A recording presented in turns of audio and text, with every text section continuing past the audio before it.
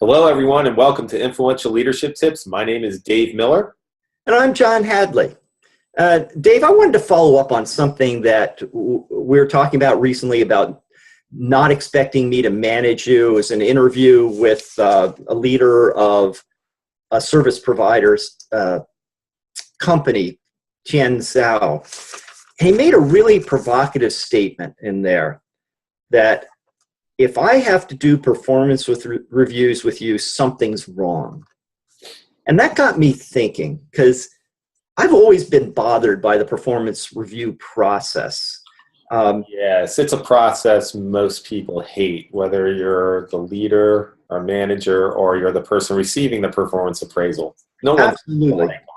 Yeah, it's like this necessary evil, particularly in any large organization. And oftentimes, the way it's been structured is that we need to do a performance appraisal so that we have this thing on file about what you did, and that leads into what rating you're going to get for the increase that you're going to get in the coming period.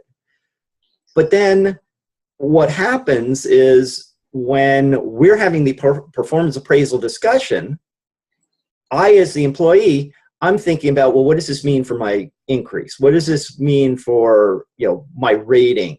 And so instead of being so focused on the actual discussion of the things that I can improve, I'm trying to fight anything that might bring my rating down, or I'm just not even thinking about it because I'm focused on what it means. And then we get to the actual merit increase, and I remember being in situations where the range was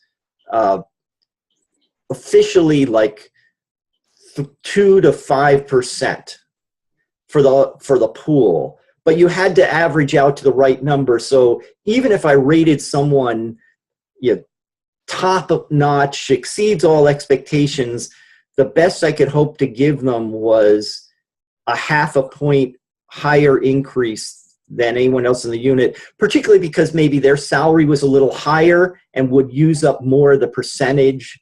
Right. So the range that I was able to give based on the appraisal really was not very meaningful either.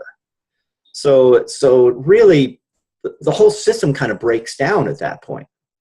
Yeah, and I think the challenge for the leader is, how do you make, given that you have to do a performance appraisal, the company requires it, how do you make it something meaningful?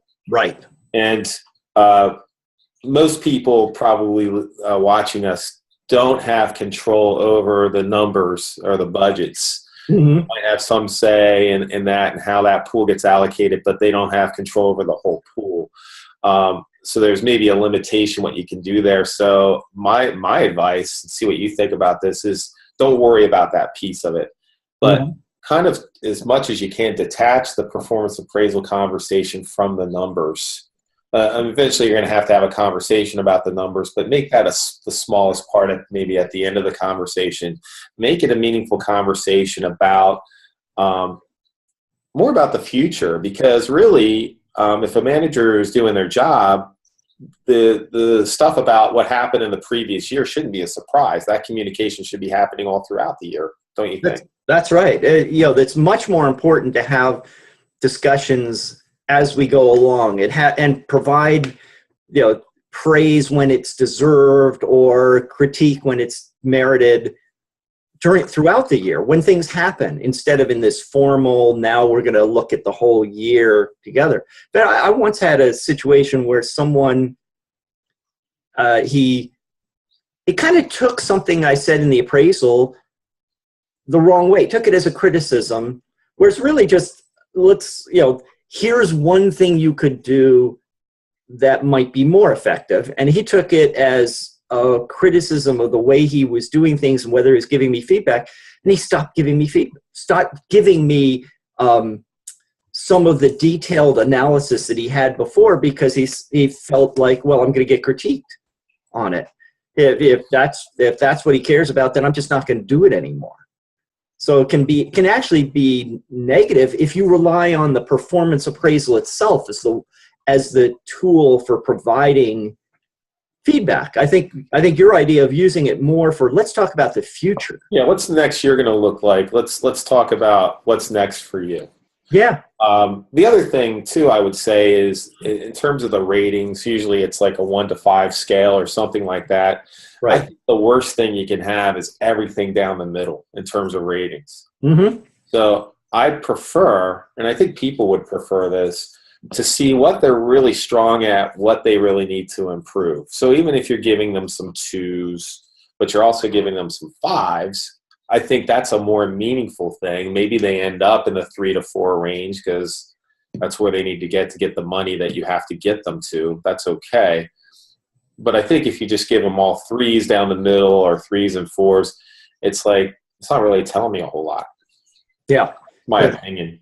Doesn't give me what's the area I can really improve on. Yeah, and where am I really killing it? I'd like to know that too. I want that affirmation. I want that pat on the back. What do you want them to, it's the classic, what do you want them to stop doing, continue doing, and start doing, right?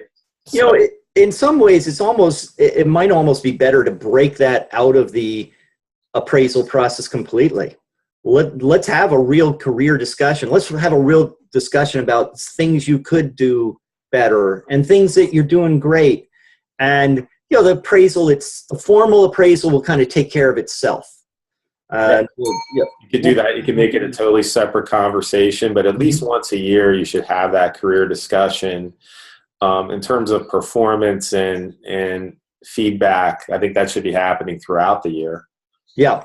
And I think the other thing that you're talking about, where do you want to go? I think that is something that appraisals a lot of them don't have a place in it for that part particularly. I think that's probably the most powerful part of the appraisal you can do, where you say, okay, hey, we're here, we got to get through this formal document, but really what I want to do is talk about what's next for you. What do you really want to have happen?